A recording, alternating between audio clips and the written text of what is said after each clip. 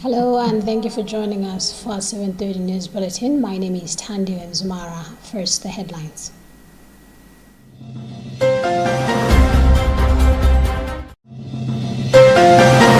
Pope Leo XIV calls for prayers for Ukraine and renewed commitment to nuclear disarmament. Political parties gear up ahead of March 17th by-elections.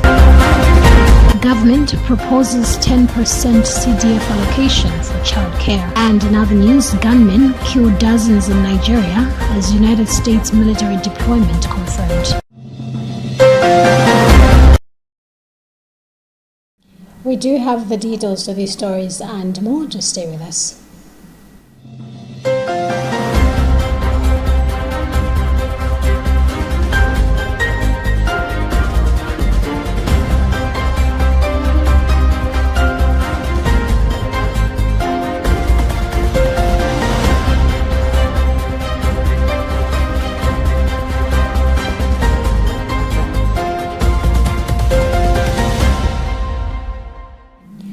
Pope Leo XIV on Wednesday renewed his appeal for prayer and solidarity with the people of Ukraine who continue to suffer the consequences of the conflict and highlighted the need to renew the New START treaty against nuclear proliferation that is due to expire.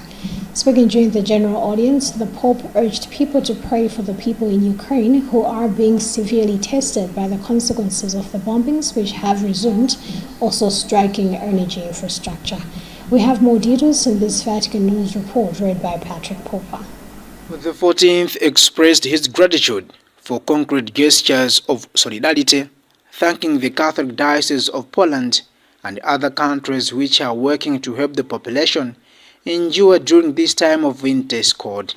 The Pope then turned his attention to the international security, recalling the New START treaty signed in 2010 by the Presidents of the United States and the Russian Federation, which he said is due to expire on Thursday, highlighting the agreement to represent an important step in limiting the proliferation of nuclear weapons.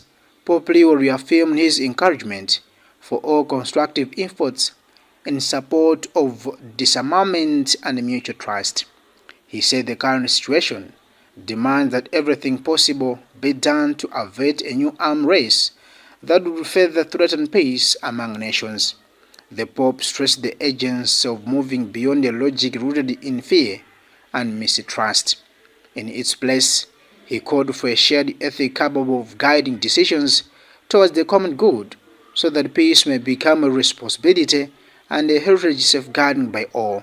The Pope's appeal to limit nuclear proliferation comes as the experts express concern that the end of New START could lead towards a dangerous and costly arms race between the world's biggest nuclear powers.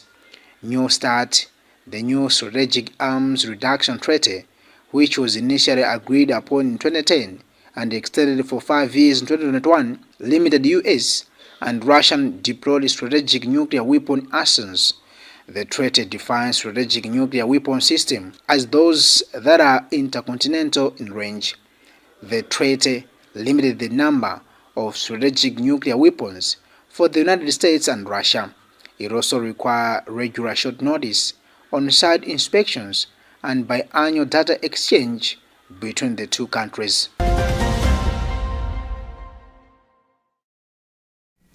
With just weeks remaining before the March 17th, 2026 by-elections, some political parties in the country have expressed readiness to face voters, citing candidate deployment and intensified campaign activities in affected areas.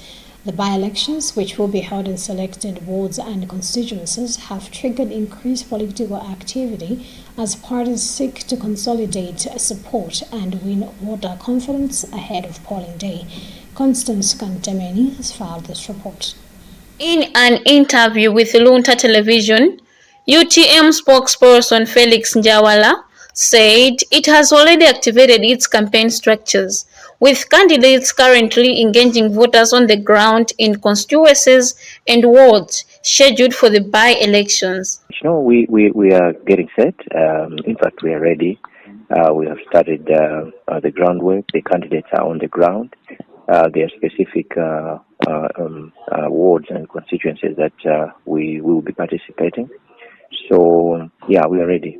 Meanwhile, the Malawi Congress Party, MCP, has also expressed confidence ahead of the polls, saying it is well positioned to compete and provide leadership that responds to the expectations of the electorate. We are not going to explain how we are doing it. I think maybe I will just give you a summary, which is to say we are very ready and looking forward to a lot of success. I think you can see the dismal performance of the first 100 days of DPP. The Alliance for Democracy, AFOD, has equally declared readiness, indicating that its campaign preparations commenced soon after the Malawi Electoral Commission announced the by-election dates. Alliance for Democracy as a party, we are very much ready.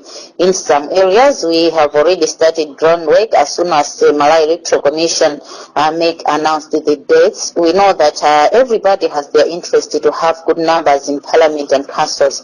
So our members are very busy reaching out to the voters so that we make it come 17 March 2026. Efforts to obtain a response from the Democratic Progressive Party, DPP, were unsuccessful as calls to party officials went unanswered by the time of going on air. As the March 17 by-elections draw closer, attention is now shifting to how the party's campaign strategies will influence voter turnout and the final outcome at the ballot. For Luntha News in Lilongwe, this is Constance Kamtemen.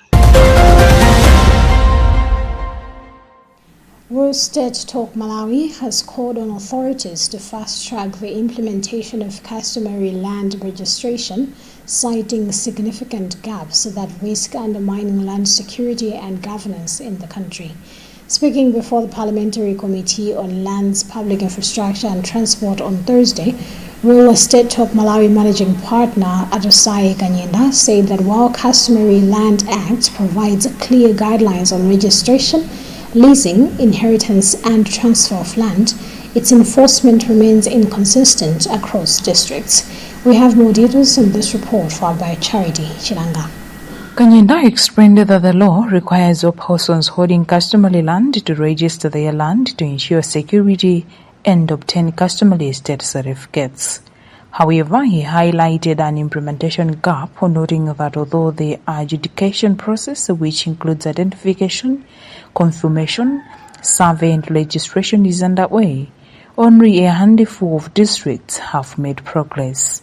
He also pointed to an awareness gap, saying some chiefs have encouraged their subjects to register land, but in districts where the adjudication process has not been rolled out, residents remain uncertain about their rights. There is a need for enforcement as well. How best do we improve on ensuring that we take this malpractice out of the country? Because the aim is to bring sanity. That's why we've got the new laws which advances. However, in practice, what is happening is different because according to what we have in the laws. Responding to the concerns, the Vice Chairperson of the Parliamentary Committee on Lands, Public Infrastructure and Transport, Lincoln Diwonde, noted that the issues raised were largely policy-related and would require engagement with the relevant ministries. He encouraged a collaborative approach for further sessions to embed policy guidance in discussions. Most of your concerns, they are legislative or policy in nature, which cannot ad hocly being addressed by the committee right now. Therefore, because of that, next time we engage, I would love that we engage as a team. Malawi enacted key land laws in 2016 and amendments in 2022, including the Land Survey Amendment Act, Physical Planning Amendment Act, Registered Land Amendment Act, Land Composition and Acquisition Amendment Act, and Customary Land Amendment Act. They are currently in practice to govern land administration. Real Estate Talk Malawi is an awareness platform that primarily uses digital channels such as Facebook and YouTube to educate the public on real estate issues, including land laws, property development, and urban planning. Social commentator Lucky Mbewe has welcomed the National Economic Empowerment Fund NEF's 60-day repayment notice, saying deliberate loan defaults by some beneficiaries have frustrated recovery efforts and undermined the revolving nature of the fund, which is meant to benefit more Malawians. Mbewe was reacting to a 60-day ultimatum issued by NEF to all loan defaulters, warning them to settle their outstanding balances or face legal action. We have more details on this report found by Gift Karunga. In an interview with Luntha television, Mbewe described the move as necessary step to curb deliberate attempts by some beneficiaries to avoid repaying loans, noting that such behaviors goes against the terms and conditions of the loan agreements. He explained that NEF loans are designed to be revolving, allowing funds to be reused to support other Malawians once repayments are made. Mbewe added that failure to honor repayment obligations has weakened institutions like NEF, limiting their capacity to support new applicants.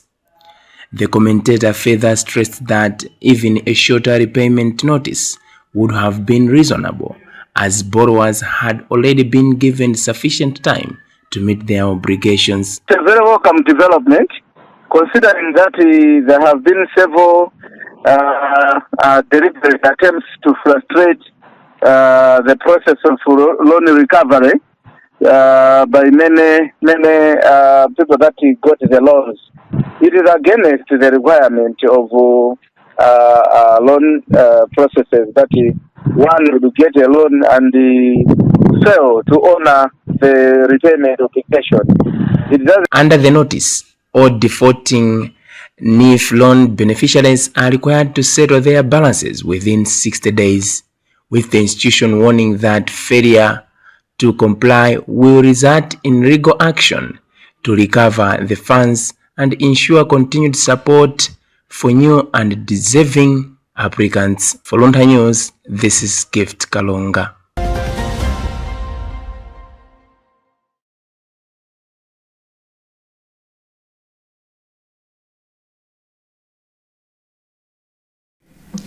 Government has disclosed that it is moving to professionalize childcare services by proposing that 10% of the Constituency Development Fund (CDF) in every constituency be allocated towards childcare support.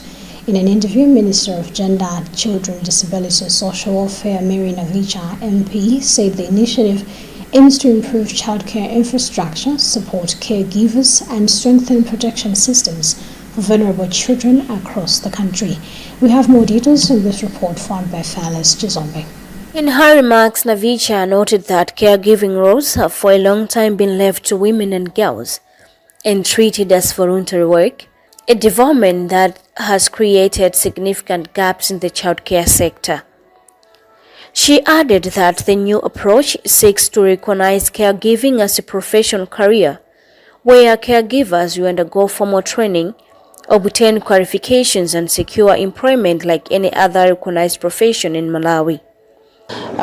We are here this morning for the official opening of Childcare Symposium 2026. The importance of this symposium is that it will create a platform for childcare workers to understand the issues and at the same time to learn and brainstorming together on how they will handle our children. As you know, that investing in our children, it's like it yields more results in future. So for a long time, the issue of childcare has been undertaken by women and girls only, but now we want to professionalize it as a decent job. Meanwhile, World University Service of Canada Country Director Godfrey Mpande has welcomed the development, adding that the organization remains committed to uplifting childcare caregivers and improving their economic well-being. Mpande explained that WOSEC is implementing a 4-year project in Malawi and Kenya aimed at transforming the childcare sector through women's economic empowerment and the promotion of quality childcare services. Our interest is women's economic empowerment as well as improving the quality of childcare in Malawi. As an organization, we work to support young people, especially young women, so that they can improve their social and economic well-being. So as we know, women form part of the biggest number of people working in the childcare sector. They're people who provide care.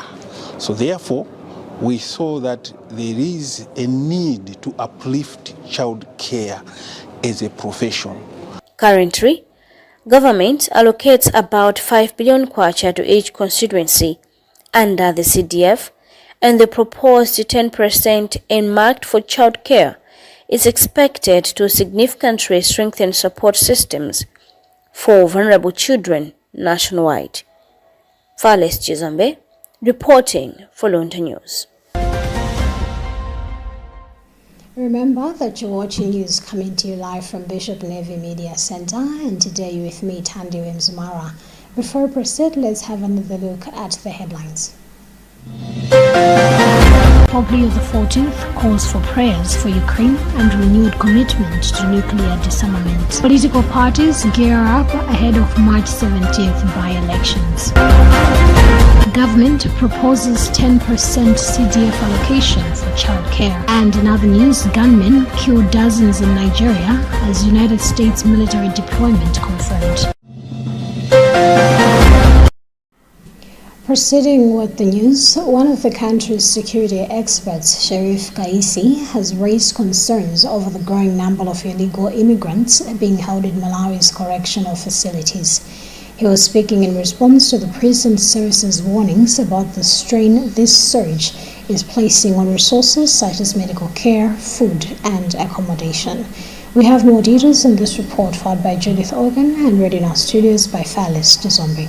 Kaisi said the influx of illegal immigrants poses not only an economic burden, but also serious national security and public health risks. He explained that the government has not dedicated budget to cater for illegal immigrants, yet the cost of housing, feeding, and providing medical services to the detainees continue to stretch public resources. Kaisi further cautioned that undocumented entry into the country increases the risks of transitional crimes and the spread of infectious diseases, stressing that weak border controls could expose Malawi to serious security threats if the situation is not urgently addressed. The issue of illegal migration in Malawi has been, getting out of hand because reports from the police and other sources indicate that almost every day basis Malawi is receiving illegal immigrants from the northern part of Malawi, the Horn of Africa, and even beyond Africa.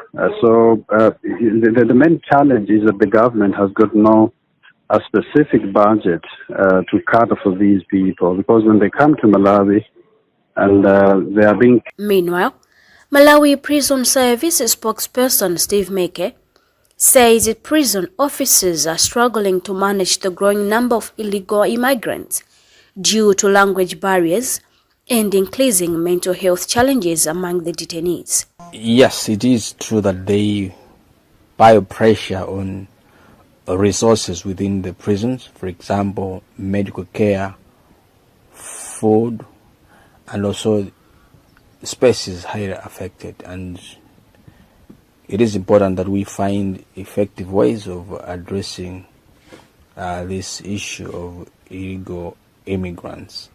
But again, as officers, we find it very hard to communicate with these illegal immigrants because there is that language barrier. But at the same time, most of Meke explained that many detainees suffer from stress and depression as they remain uncertain about when they will be repatriated, making it difficult for officers to provide adequate care and assistance. Minister of Homeland Security Peter Mukito has called on police officers in the country to uphold the highest standards of professionalism warning that corruption and misconduct threaten public confidence in law enforcement. In an interview, Mukito said policing is not just a job but a public service and a calling, urging officers to see their work as a responsibility to the community. Constance Kamtemeni has more details in this report. While praising their dedication, Mukito cautioned against unethical behavior, saying corruption erodes trust and tarnishes the reputation of the police. He acknowledged the challenges officers face, including limited office space, vehicles, and housing, but praised their commitment to duty. Mukito assured that the government is working to strengthen support for the police operations and help officers perform more effectively. I was privileged this morning to interact with police officers just to encourage them. They are doing a commendable job, but I believe that they can do better. We are requesting their professionalism to avoid issues of corruption and committing themselves into crime, because that increases mistrust with the members of the community. So I felt very, very important that as we are touring the southern region, we remind our officers they are noble responsibility. Theirs is a calling, theirs is a service, and we believe that the marchers they are doing good, but they can do better than what they are doing now. There have been concerns that some police officers, especially within the Road Traffic Police, are engaging in corrupt practices, including soliciting money from the public. For Luntha News in Lilongwe, this is Constance Kamtemen. Now in other news, dozens of people have been killed in a ferocious shooting attack on two villages in Nigeria's western state of Kwara, according to authorities and rights groups. The attackers also set fire to shops and homes, along with the residence of the traditional leader, forcing the residents of Nuku and Woro to flee. Local lawmaker Saidu Ahmed told BBC Hausa. Officials have blamed jihadist groups and deployed an army battalion to Kwara's Kaima constituency. We have more details in this BBC News report read by Patrick Pupa. Tuesday's attack, one of several across Nigeria in the last few days, comes as the country defense minister confirmed to the BBC that a small team of US troops was in the country to help with intelligence and training. Nigerian President Bola Tinubu said Islamist militant group Boko Haram was behind the attack. Local lawmaker Muhammad Omar Bio said Rakurawa, an armed group affiliated with Islamist State, was responsible, according to the Associated Press. Kwara State Governor Abdurrahman Abdurazak said 75 local Muslims were massacred in cold blood simply for refusing to surrender to extremists who preached strange doctrine. Ahmad initially told BBC that at least 35 people have died, but human rights groups have since reported more than 4 times that number of deaths.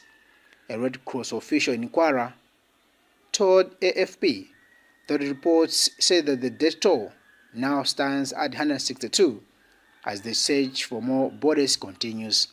Amnesty International said in a statement that over 170 people have died, noting that many were shot at a close range and some burnt alive. Several people were abducted in the attack that was undertaken in a stunning absence of any form of security for the protection of lives, the human rights group said while calling for an investigation.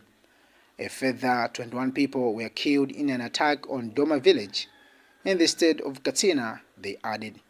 The attacks come alongside the first official acknowledgement from Nigeria of an American troop presence since US President Donald Trump ordered the military in November to prepare for action in Nigeria to tackle Islamist militant groups.